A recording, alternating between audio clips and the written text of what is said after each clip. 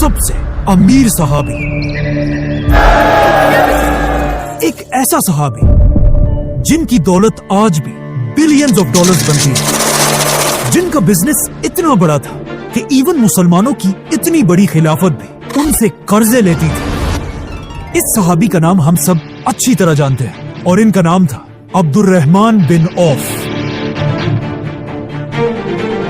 खलीफा उस्मान रज़ियल्लाहु अन्हु के दौर में जब मुसलमानों की खिलाफत दुनिया की सबसे बड़ी सुपर पावर थी और खलीफा उस्मान दुनिया के सबसे ताकतवर आदमी थे, तब अचानक एक दिन खलीफा उस्मान रज़ियल्लाहु अन्हु बीमार हो गए और उनकी ये बीमारी इतनी बढ़ गई कि उन्होंने आखिर ऐलान किया कि अगर मैं इस बीमारी से फौत हो गया तो मेरे बाद मुसलमानों का नेक्स्ट खलीफा अब्दुर्रहमान बिन औफ होंगे। ये सुनते ही लोग भाग भाग कर अब्दुर्रहमान रज़ियल्लाहु अन्हु के पास गए और उन्हें बताया कि आप इस्लाम के नए खलीफा होंगे। लेकिन हजरत अब्दुर्रहमान बिन औफ ने कहा कि अगर ऐसा है तो मैं अल्लाह से दुआ करता हूं, ऐ अल्लाह मुझे उस्मान से पहले ही मौत दे दे। और ऐसा ही हुआ। इसके कुछ ही अरसे बाद हजरत अब्दुर्रहमान बिन औफ इस दुनिया से चले गए। अब जब अब्दुर्रहमान बिन औफ दुनिया से चले गए और उनकी पूरी दौलत तकसीम करने का वक्त आया, ये एक बहुत ही यूनिक मंजर था। कहा जाता है अब्दुर्रहमान बिन औफ के पास इतना सोना था कि इस सोने को सिर्फ तोड़ने के लिए कुल्हाड़ियां मंगवाई गई। उनके खजानों में 26 लाख गोल्ड कॉइन्स पड़े थे जो आज 700 मिलियन डॉलर्स बनते हैं। इसके अलावा उनके पास 100 घोड़े, 2000 ऊंट और 3000 बकरियां भी थी और पूरी खिलाफत में उनके पास बहुत सारी जमीनें भी थी। आज हजरत अब्दुर्रहमान बिन औफ की दौलत के बारे में दुनिया में बहुत कंफ्यूजन है कि आखिर अब्दुर्रहमान बिन औफ की असल नेट वर्थ थी कितनी। कुछ लोग कहते हैं आज के जमाने में उनकी दौलत 60 बिलियन डॉलर्स थी, कुछ लोग कहते हैं 600 बिलियन डॉलर्स और कुछ लोग ये भी कहते हैं कि उनकी दौलत 1 ट्रिलियन डॉलर से भी ज्यादा थी। लेकिन असल में अब्दुर्रहमान बिन औफ की दौलत का अंदाजा इस बात से लगाया जा सकता है कि अब्दुर्रहमान बिन औफ से 500 साल पहले दुनिया का सबसे अमीर इंसान रोमन एम्पायर का मार्कस क्रेसस था, जिसके पास रोम में सबसे ज्यादा जमीनें थी और उसके सिर्फ पर्सनल 500 गुलाम थे। मतलब वो दुनिया का सबसे अमीर आदमी था और कहा जाता है अगर आज वो जिंदा होता तो उसके पास 20 बिलियन डॉलर्स होते। लेकिन अब ये रोमन एम्पायर मुसलमानों की इस खिलाफत के सामने एक छोटी सी आम एम्पायर थी और मुसलमानों की इस खिलाफत में सबसे अमीर आदमी अब्दुर्रहमान बिन औफ थे। तो अगर अब्दुर्रहमान बिन औफ से 500 साल पहले दुनिया के सबसे अमीर आदमी के पास 20 बिलियन डॉलर्स थे तो of course Abdurrahman bin Auf के पास भी एटलीस्ट 20 बिलियन डॉलर से ज्यादा ही दौलत होगी। आज दुनिया का सबसे अमीर मुसलमान सऊदी का वलीद बिन Talal, This amount is so immense, so big, so huge. It's a prehistoric. You're welcome. जिसके पास 16 बिलियन डॉलर्स है। मतलब अगर आज भी अब्दुर्रहमान बिन औफ दुनिया में होते तो वो आज के जमाने में भी दुनिया के सबसे अमीर मुसलमान होते। लेकिन अब क्वेश्चन ये है, आखिर अब्दुर्रहमान बिन औफ के पास इतनी दौलत आई कहां से? अब्दुर्रहमान बिन औफ का ताल्लुक मक्का के कुरैश में बनु ज़ोहरा कबीले से था और ये वही कबीला था जिससे रसूलुल्लाह सल्लल्लाहु अलैहि वसल्लम की वालिदा आमिना का ताल्लुक था। इसीलिए कहा जाता है जब रसूलुल्लाह सल्लल्लाहु अलैहि वसल्लम पैदा हुए सबसे पहले उन्हें अब्दुर्रहमान बिन औफ की मां ने अपने गोद में उठाया था और रसूलुल्लाह सल्लल्लाहु अलैहि वसल्लम के 10 साल बाद मक्का में अब्दुर्रहमान बिन औफ पैदा हुए।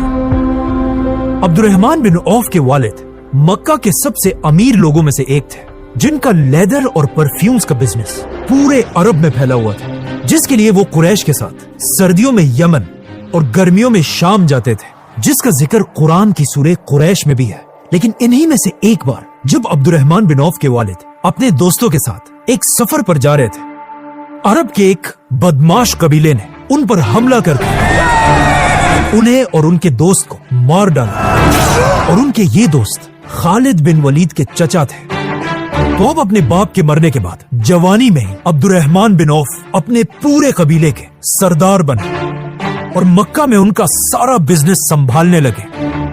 और अब अब्दुर्रहमान बिन औफ भी बिल्कुल अपने बाप की तरह बार बार यमन और शाम की तरफ बिजनेस के लिए आने जाने लगे। कहा जाता है एक बार जब अब्दुर्रहमान बिन औफ यमन में थे, वहां वो एक क्रिश्चियन आलिम के साथ मिले। उस क्रिश्चियन आलिम ने अब्दुर्रहमान बिन औफ से एक बहुत ही अजीब बात पूछी कि अब्दुर्रहमान, क्या तुम्हारे शहर मक्का में किसी ने अल्लाह का पैगंबर होने का ऐलान तो नहीं किया? जिस पर अब्दुर्रहमान बिन औफ ने कहा कि नहीं, ऐसा तो कुछ भी नहीं हुआ। और अब्दुर्रहमान बिन औफ वापस मक्का आ गए। अगले साल जब अब्दुर्रहमान बिन औफ वापस यमन गए, इस क्रिश्चियन स्कॉलर ने उनसे सेम सवाल किया। तो अब्दुर्रहमान बिन औफ ने उन्हें दोबारा कहा कि मक्का में कोई भी नबी नहीं आया। तो अगले साल सर्दियों में दोबारा इसी क्रिश्चियन आलिम ने अब्दुर्रहमान से सेम क्वेश्चन तीसरी बार पूछा। तो अब्दुर्रहमान बिन औफ ने फिर कहा कि ऐसा कुछ भी नहीं हुआ। तीसरी बार उस आलिम ने कहा कि नहीं, मेरे इल्म के मुताबिक मक्का में अल्लाह के नबी के आने का वक्त हो चुका है, तो अब जल्दी से वापस जाओ और इस नबी का दीन कबूल करो। और जब तुम इस नबी से मिलो तो उन्हें मेरा ये पैगाम जरूर पहुंचाना। इस क्रिश्चियन की बातें सुनकर अब्दुर्रहमान बिन औफ हैरान हो गए, लेकिन इसकी बातें बिल्कुल सही थी, क्योंकि इससे कुछ ही अरसा पहले मक्का के गार में अल्लाह ने अपना आखिरी नबी चुन लिया था।